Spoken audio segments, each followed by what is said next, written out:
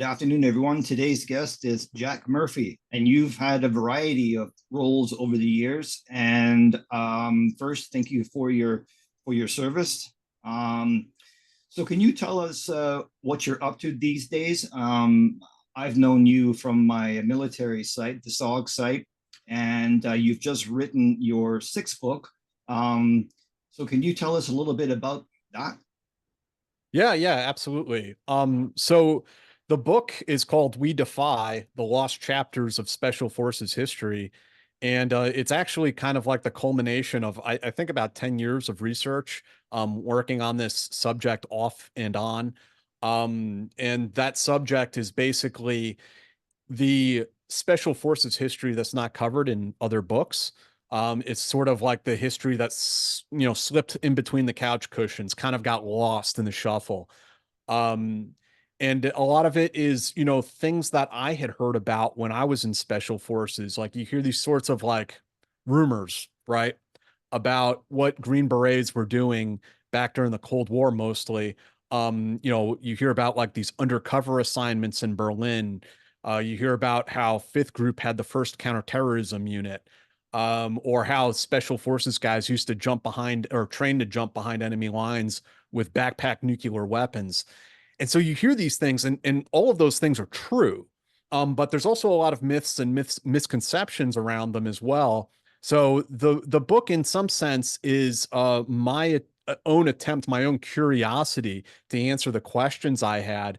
And so I ended up writing a history. There's 5 chapters in the book that cover Special Forces Detachment A in Berlin, Special Forces Detachment K in Korea, Blue Light, which is the counterterrorism unit, Green Light, which is the nuclear unit, and then the Commanders in Extremist Force, or SIF, which is the direct action counterterrorism component of special forces. And so those are the 5 chapters of the book. Now, during my own quest to find information about SOG, which is where my books kind of are set in, did you find it hard at all to do any kind of research? Because I mean, for me, the Vietnam, those files are basically all open, but you're treading into territories which are people are still a little hesitant. It's not Mm, it's old history, but it's not Vietnam old right, history. right. So has that been a challenge for you? Yeah, I mean it's an incredible double-edged sword in a sense. Like yes, you have to contend with, that some of this information is still classified and that people have trepidations about speaking about it. But at the same time, it's very much a living history. Unlike research of World War II, or increasingly, increasingly this is going to be true about Vietnam as well. It's going to be confined to archival work. Yeah. But with this subject in this book, I was able to actually go and talk to the people who did it, to talk to primary sources, and I probably ended up interviewing. I would guesstimate close to 100 people in Wow. the process of doing this, and so on in that sense, it was really a privilege to do this and to meet so many incredible people along the way. I mean, it's just this incredible journey of being able to talk to all of these guys. And sadly, yeah, a few of the personalities that you will read and see quoted in this book have passed away since I interviewed them. So I'm really glad that I'm able to, have a little bit of their legacy in the book. So making this kind of a segue from SOG into the Det A guys, because there were some SOG guys that did that, Yes. and Mr. Bruckhausen is probably one Yep. of the most vibrant of the SOG veterans that I know. And he was the one that really, when I saw pictures of him there, it was really like, I mean, of course I knew about East and West Berlin, but it was what what did they do, right? So, are you able to tell us a little bit, or and even educate myself, because it's still the army. We're not talking about CIA operations, or we may be, but these aren't technically spies. They're still soldiers, correct? Yes. So, how did that work if they're undercover? Like, it's kind of an interesting. Yeah, so that's a great question, and I would just point out that MACV SOG veterans were all over these units that I just described in so many ways. I mean, guys were like, I believe Nick bounced between Vietnam and Dead A actually. And you saw that. And also after the war, like the guys that composed Blue Light, those were all MACV SOG guys, Sunte Raiders, Mike Force dudes. These were like Yeah. seasoned SF guys that were in the green light teams and all of that. As far as Detachment A, so yeah, you make a great point. I mean, they are not CIA officers, they are soldiers. They're in the US Army. And the way they were placed undercover, there was, I guess you could say, two layers to it. The first was their cover for status, like what they're doing there in Berlin at the time. And they were using, official cover that like, hey, we're a military police unit or something like that. So that on paper that explained why they were there. But then they had to develop their own cover stories, their own legends as individuals, to blend in with the population, because their job, there was the stay behind mission. So if the Soviets invaded and took over that area, they would then activate as sleeper cells and conduct acts of sabotage. Now, of course, if you're doing that, your cover as, hey, I'm a military police guy in the US Army, that no longer works. Okay. So now you have to have something else. And so these guys actually on their own went to great lengths many times to establish their own civilian covers. A lot of them, they were called Gastarbeiters. They're like German guest workers. So if Okay. you're like a Irish American like me, maybe you can pull that off. There was one guy who he coached a German basketball team, and that was sort of his cover. He's like, I'm going to teach these guys to play basketball, and if something happened and he had to go underground, he had this network of athletes that could move him around and protect him. I even heard a story about one guy who developed a cover legend as a professional magician. Wow. So there's all sorts of things like that, but they had to go and get ID cards under assumed names, the pocket litter, all the clothes they wore were local, native garb down to the underwear. So I mean, it's really, yeah, just a fascinating and incredibly unique unit. Now, if they were to be caught, is there military ID on them? Because I mean, like if they're caught with no military ID, then they would be charged as a spy, right? My understanding is that no, they would not be carrying military ID Okay. if they were activated and carrying out their wartime mission. Yeah, they would be kind of off the grid at that point. Um, and they probably wouldn't have a lot of communications, if any, with higher either. So yeah, again, very interesting. So they'd be not going rogue, but they already had a pre-planned mission, Yeah, and that I mean, the interesting part yeah. about SF guys that I've met is they're all free thinkers, right? I mean, you have an objective, and it seems to be that the army, as long as you meet that objective, you have a bit of a parameter, like you don't, as long as you reach that goal, then that's what they're happy with, right? Usually, I think SF definitely has a reputation of bending the rules more than other units, and that's necessary in a lot of cases. So just like when I mean bend the rules, not like break the rules and do Yeah, really bad things. yeah. But like for instance, you might be in a country where the host nation wants to have a toast and have a drink. But there might be an army order that says no consumption of alcohol overseas. Okay, what do you do? Yeah, Like yeah. that's just a kind of mundane example, right? But it's an example of how SF is going to bend the rules a little bit to get the job done. And where that really came out as I was doing the research for this book was with the green light teams that had the nuclear mission. Um, and because of that nuclear mission, there were all kinds of oversight and supervision and regulations from the Defense Nuclear Agency, and all these other people had their hands in it.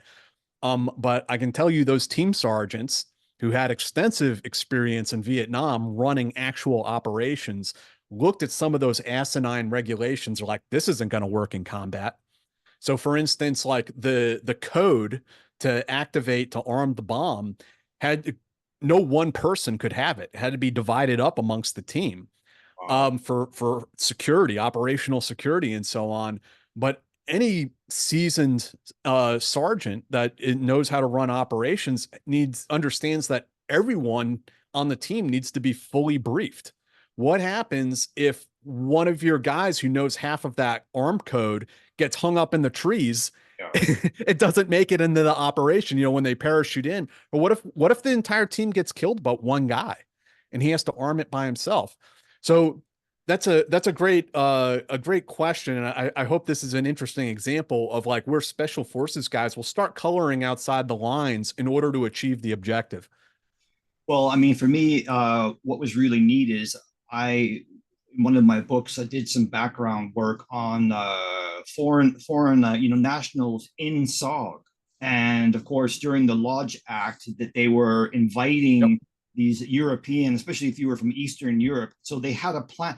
I guess what you and I really know that the public should be filled in a bit is at the end of World War II, it was a very apparent of who the next enemy was going to be, and that being Russia or the Soviet Union. And so anybody who wanted to join the U.S. military, from if you were Czech or Polish or if you were German, any of those countries, especially if you were anti-communist, you could Yep. come over to the U.S. You would basically sign on the dotted line that you would enroll in the army. Yeah, I mean, some of the stories, I know one family, and the family is from East Berlin. He escaped. He wanted to join the U.S. military. They said that you've got to prove to us that you're one of us, that you're on the right team. We want you to go back into East Germany. He went back. He got caught, and they put him into a prison.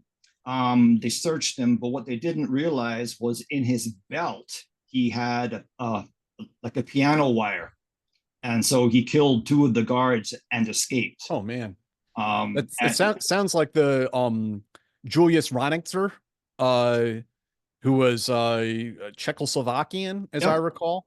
And he was one of those guys after World War II, came into the US Army, had a special forces career. And because of his behind the lines stuff, yeah, first with the Nazis, he taught escape and evasion to a lot of the 10th group guys. yeah. I mean, this family, they were the daughter. She was the first person that actually allowed me to share all of her dad's photos. Unfortunately, on his last few days of his third tour, there was someone doing some strange activity on the perimeter of the camp. So he went out there with a friend, and unfortunately, the guy had been planting a bomb, and he was killed. Uh, Wow.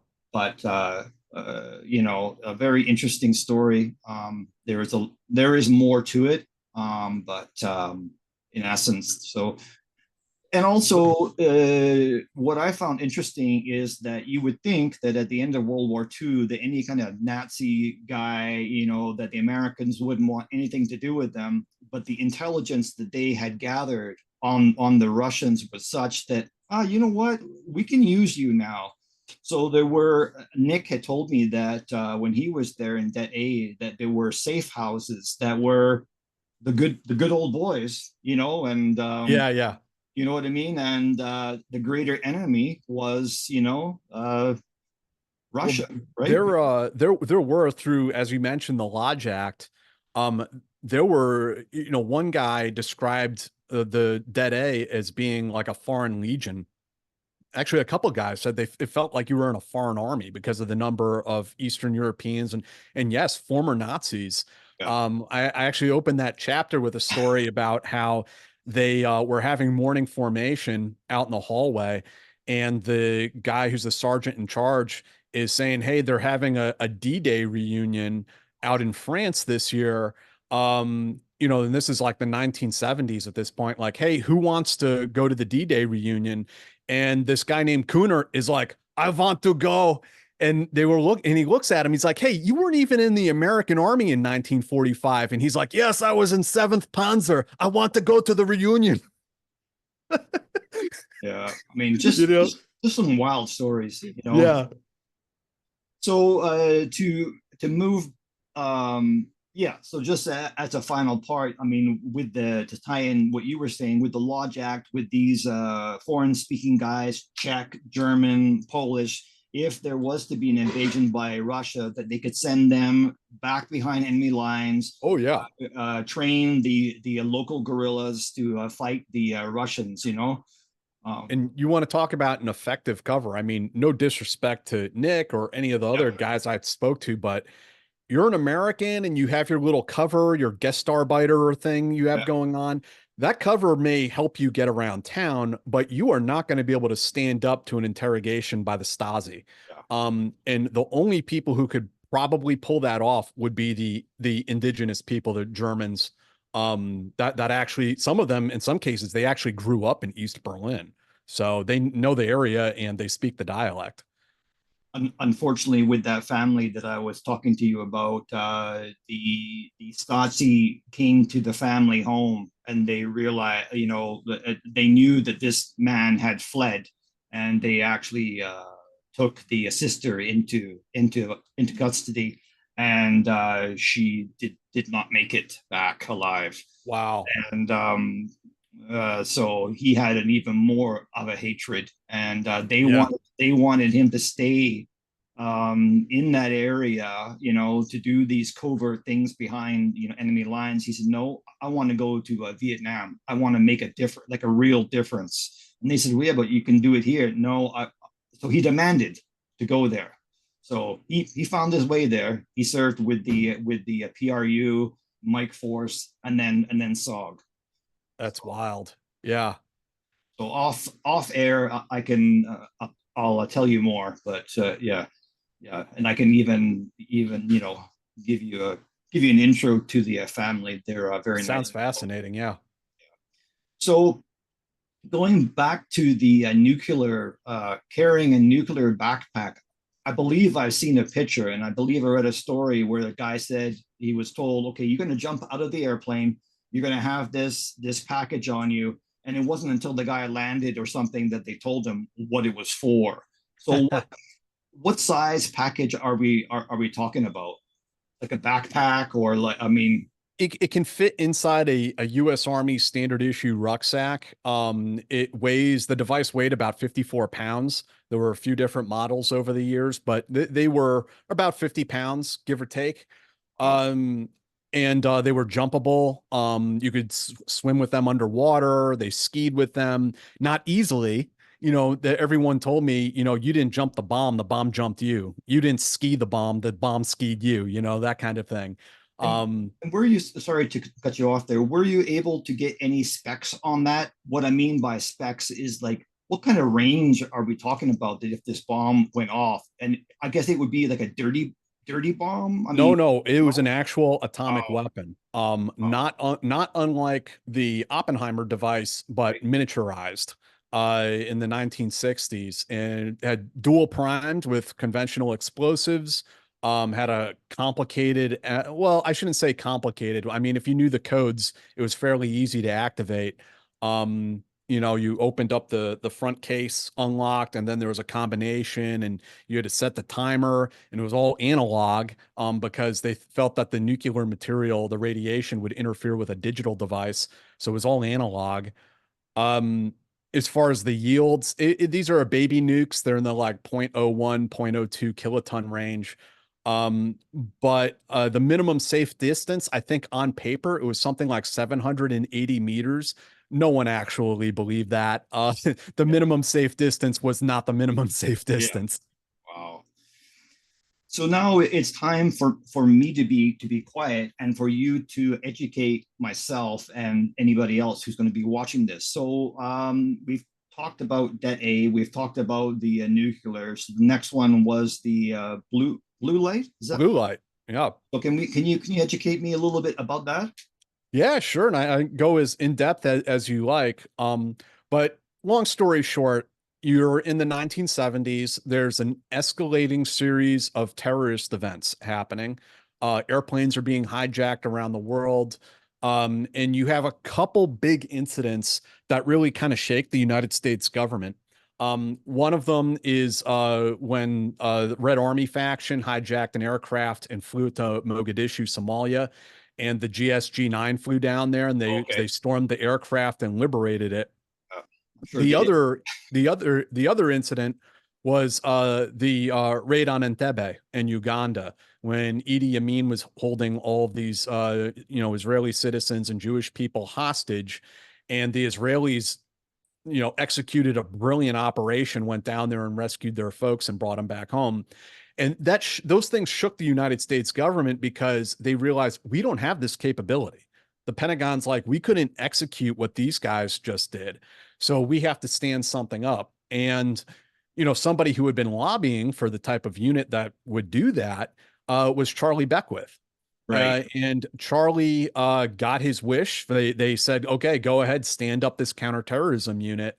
But he was very adamant. I need 2 years to assess and select and train my men. Um, and so this became a problem because, well, what if something happens in those interim 2 years? We're going to have to call you, Charlie. And he's like, don't call me. We're not going to be able to do it. So the mission then got kicked down to 5th Special Forces Group, led by Colonel Montel at the time. And he was responsible for the interim counterterrorism unit to cover those couple years until Delta Force was fully stood up and activated. And so a sergeant major named Earl Bleacher was brought in to lead that endeavor out at Mott Lake. Some of the officers, young officers at the time, and they were the only ones really in Blue Light who were not Vietnam veterans, Taffy Carlin and Mark Boyott. Taffy went up to become 5th Group Commander, and Mark became 3rd Group Commander later on in their careers. But they were young officers at the time. And the guys brought in to man that unit to fill it out at Mott Lake at Fort Bragg, now Fort Liberty. There were Sunte Raiders, MACV SOG guys, Mike Force guys. And interestingly, the first woman and only woman ever assigned to a special forces team until very, very recently was on Blue Light in Really? 1977. Yeah, it was a female intelligence analyst named Katie McBriar, who worked at staff headquarters at 5th Group. And Colonel Montel brought her in and was like, I have this assignment for you. And they knew that because part of the counterterrorism mission, I mean, one part of it is, blowing down the door and raiding, in this case, aircraft was the primary concern. But the other piece of it is the intelligence gathering and the reconnaissance that happens around a mission like that. And they're like, well, with a woman, we can put her in like a flight attendant uniform or a nurse maybe, and she can use that to kind of get closer to the aircraft and gather intelligence for us. And that's why she was brought in. And the guys were very skeptical about having a woman in Blue Light. I mean, these were tough, hard men of a different generation, frankly. Yeah. They saw, women are to be protected, not put out on the front lines of combat. But in time, they grew to accept her. It was incredible. I mean, everybody I talked to was like, Katie was awesome. She parachuted with us. She shot in Wow. 1911. She did everything the guys did. So it's pretty cool. So that was in a nutshell, that's Blue Light, and we can follow any of those threads that you want. But it lasted for 2 years, and then it was stood down as in I guess it would have been late 1978 when Delta was fully activated.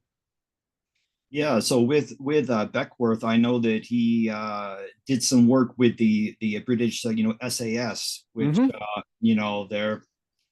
Did you ever spend any time with them when you were in?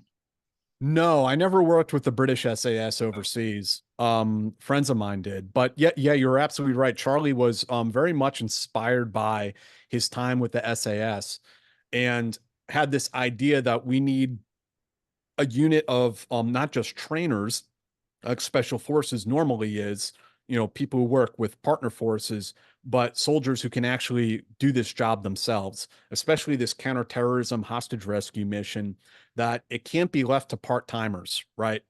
It can't be like this is part of your mission. It requires so much precision, and there's so much I mean, frankly, political considerations around these missions that the people have to be highly specialized. And then another event that inspired this was the Sunte raid. When they did the Sunte raid, they had to go out and recruit from special forces, recruit the team, and then train them, put them through rehearsals, and then go and execute the mission. The concept that Charlie had, which was correct, was let's skip those first couple steps. We already have the force that is selected and trained and standing by ready to execute that mission. And that's what Delta Force was. Yeah, so much later on, or later on, Master General, Bargewell, he was in Delta Force, or one of the top guys there, and he was SOG. And Yep. a couple of years ago, my wife and I went down to see, a statue that was made Oh yeah. in his Yeah. honor. Uh-huh. So yeah, so that was about a 3 hour drive, and it was really neat to meet some of the people that I'd only spoken to or emailed with and all the rest of it. So I got to meet some SOG guys, and then there was a former Delta guy there, and I want to interview him soon. Yeah, some really cool people, but I thought as we're not that far away, we should go. So, and I think there's some high up people there, retired, but they were high up. Yeah, yeah, and it's super cool to talk to that generation because they were developing so much of the tactics from scratch Yeah. almost. They got a little bit from like the SAS guys early on, but I mean, a lot of this stuff they were developing it and coming up with it on the fly, and innovating things that hadn't been done before. So during your quest to do your book, did you learn about any kind of special weapons that were used? I mean the nuclear backpack. I mean that's got to be up there, right? I mean not everybody's walking around with a nuke, but there's always technology or technological advances. Hmm. And like in Berlin, were they using any specialized tools that you weren't aware about, or Nothing that'll really knock your socks off. I mean, of course, there was the use of suppressed weapons, suppressed Sten guns, and things like that. Um, I mean, and remember, SF was not funded quite as well as it is yeah, today. right. So those guys were making the best making do with what they had.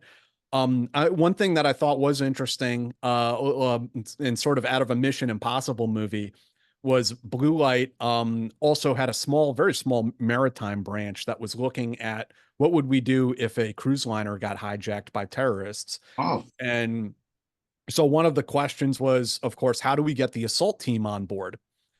And the solution they came up with was wearing boots with this special adhesive that they uncovered, some sort of industrial adhesive, and they could shimmy up the trash chute of the what? cruise ship. Yeah. Wow, that's wild. It was a literally a garbage job.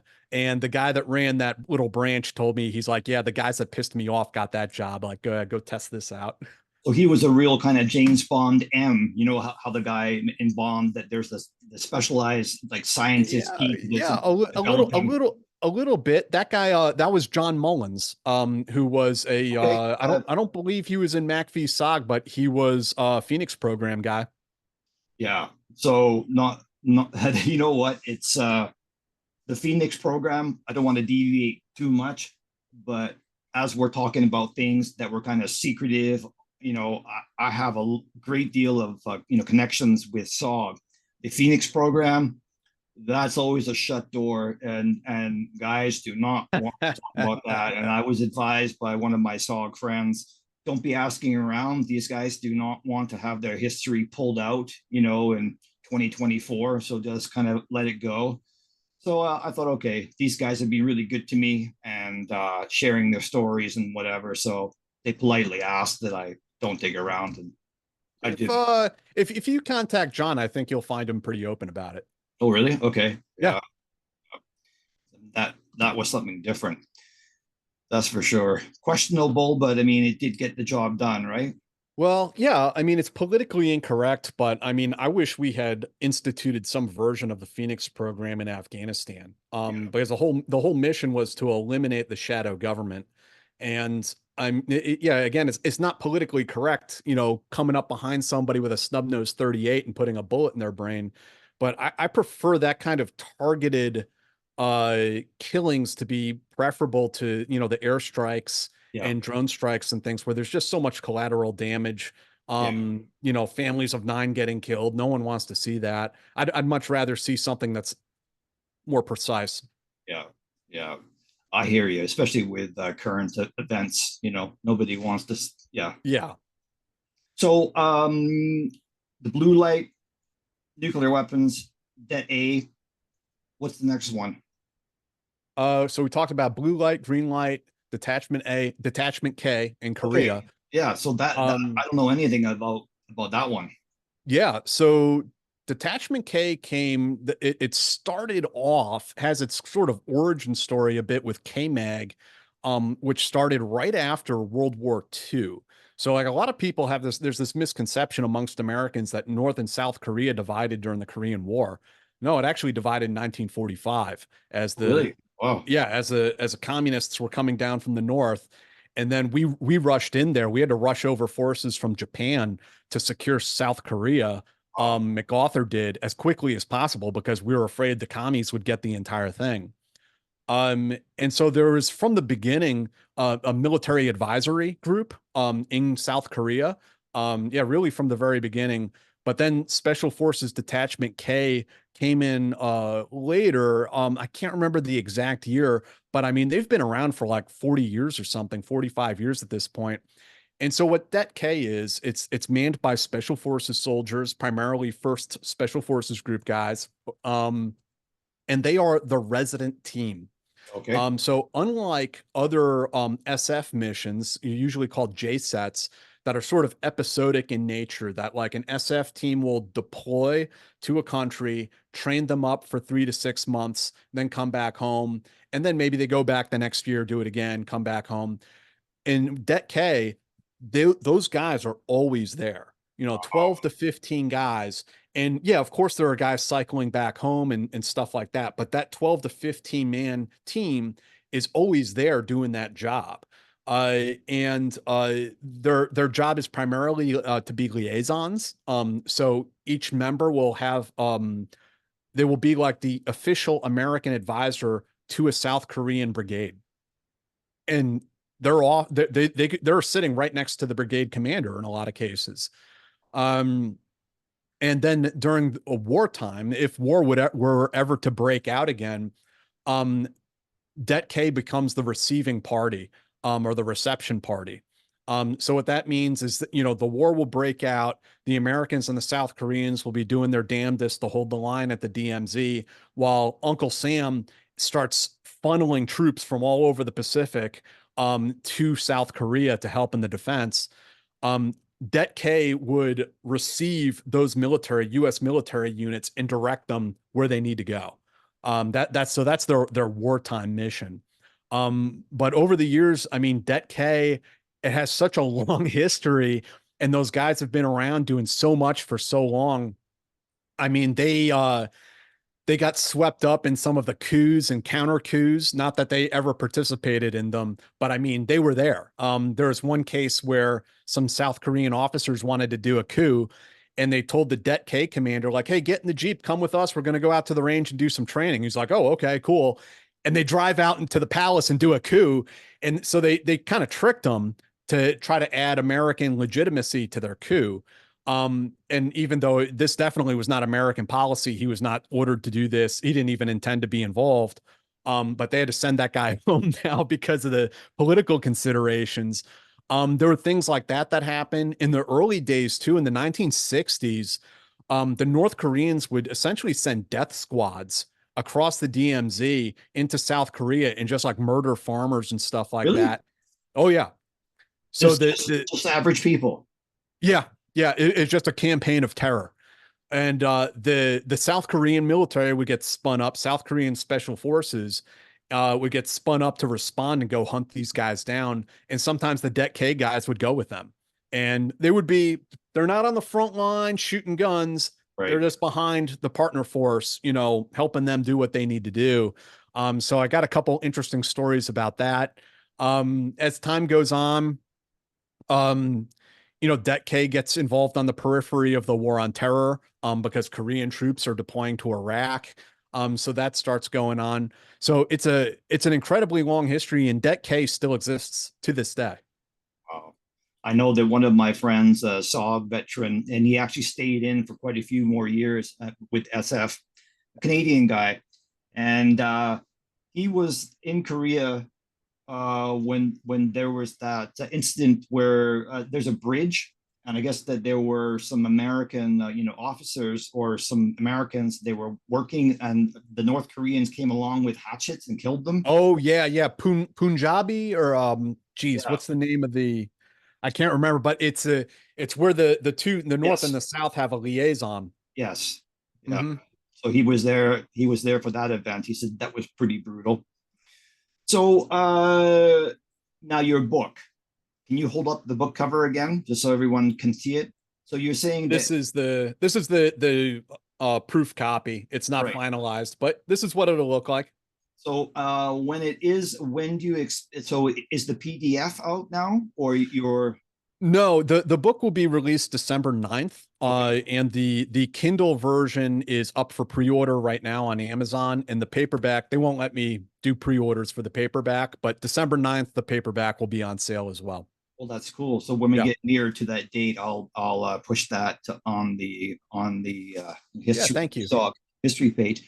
Now, also that you're a podcaster. So if people want to see you, and your co-host is Eric, is that Dave. his name? So what kind of people do you interview? Is it military veterans mainly that you interview? Yeah, I mean the focus I would say largely is on the special operations and intelligence community.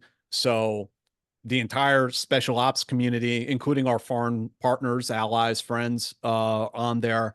Um, but we also have a lot of folks who served in the CIA on the show. Um, who else? People who are in, very like low visibility intelligence units that are kicking around out there. We had a ground branch guy on just recently. We had a Delta Force guy on. We had a SIF team guy on. And we had actually tonight, this Friday, I'm interviewing actually an old Ranger buddy of mine. Oh, cool. He was our medic in 375, and he went on to be a medic at the JSOC surgical unit. So he has some really cool stories to tell. So those are a lot of the type of people that we interview on the show. Now, what is if people want to watch your podcast, or listen to them, where can they find them? Yeah, we actually live stream it onto Okay. YouTube, 8 p.m. every Friday night. Okay. And so you can go and check it out. And after the videos are available afterwards, if you can't catch them live, of course. And you can find all those on YouTube, or if you prefer the podcast version, listening to it while you're exercising or driving or whatever, you can find the podcast wherever you look for podcasts, Spotify or wherever else. What's the name of it? It's called The Team House. Oh, the team house. Okay. Well, so the last thing that I'm going to ask you is that this is your sixth book, and I know from my own experience that it's a bug that you get into your, like, the first one is very intimidating. The second one, you're kind of like, you know what, yeah. And so you've done now six. Um, I'm sure you have plans for more books down the road. Yeah, I mean, I would like to get back to. I have an action adventure military fiction series that I wrote. I wrote four of those novels, and I would love to get back to it at some point. And this book could potentially have a second volume. I'm already talking to a couple people. Um, I think I have some pretty good leads to do a volume two at some point. This one took 10 years, so it might be a little while before volume two comes out. But like you said, these things are like kicking around in the back of your head and you just can't let them go. And I mean, this book was kicking around in the back of my head for 10 years. Yeah, and like when you have stacks of paperwork like this here, and that's Yeah. only half the Yeah. stack, I mean, I think you and I are on, pardon the pun, on the same page that if you Yeah. do Yeah. the research for yourself, first of all, is, like for me, I like to find all this stuff, and that's how it began. I thought if I find this interesting, other people probably would. And so that's, instead of me just downloading stuff or printing stuff off, I'd rather share it with people, and then it can inspire them to do some Yeah. more research. Now, the other statement that you made off air, which was very interesting, is, and again, I'm sure you feel the same way. If you have a veteran who's in your family or a friend, ask them about what they did, because Jack, you were saying that unfortunately some of the guys that are in your book have passed away since and now that chapter is closed, right? And And let me tell you, I mean, this is going to sound a little like patting myself on the back, but I just want to tell people why these stories are so important. Um, Katie McBriar never really told her kids what she did in the military. Her son found my blue light article before I had ever met her. All right. So she's in this book, but she wasn't in the original Blue Light article, or she's mentioned but not quoted because I hadn't been able to track her down. Her son found that article, printed it out, and gave it to her on Mother's Day. wow. Yeah, and that's how me and her finally got in touch. In another case, Colonel Montel's daughter asked me for the Blue Light article. And he was such a loved guy. I mean, really, everyone who worked for him loved the guy. Um, so on the flip side is I get contacted by people all the time. My dad was in Vietnam. He never talked about what he did. He died 10 years ago. How can I find out what he did? And I can give a little bit of advice like, yeah, you can put in a FOIA request, and even if you put in a FOIA request and you get some records back, they're not really going to give you the answers that the family members are looking for, right? Like they want that personal experience of like, what did my father really do? That a government form isn't really going to tell them, or at least not tell them much. So I really encourage, guys, I know doing podcasts and being in a book, it's not for everybody, but even if it's not, write your story and leave it in a shoebox for your Yeah. kids, Yeah. just for your family members, if you're not comfortable putting it out there. The thing I would say is also is, as a kid of a veteran, not me, but if you're searching for information, just be cautious. How much do you really want to know? Because in some aspects, you might find out stuff that that wasn't the father that you knew of. That your Oh yeah. father, he was a Mhm. soldier, and things happen in war. People die. Some people, you got to kill them. And so, like with the friend of mine with the Phoenix operation, his dad would die training Thai troops much later on, but he was doing all sorts of stuff with the agency in Afghanistan and selling, or with the Stinger missiles, and Mhm. but some of the letters that he wrote home, his filter was just gone. Yeah. So he Yeah. was writing to his wife graphic accounts, and his poor wife was reading them.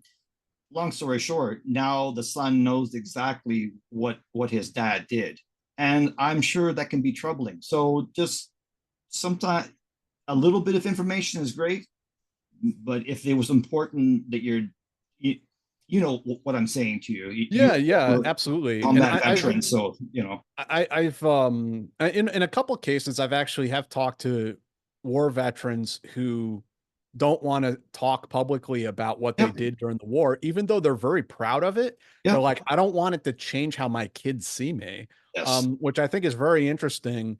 And it also speaks to, not to get into Full Metal Jacket, but the duality of man is a real thing, yeah, and these people, one individual can be remembered one way by their teammates in yeah, combat one way, and remembered by their children as their father in a very different way. And those two people can actually be one person, interestingly enough. Yeah.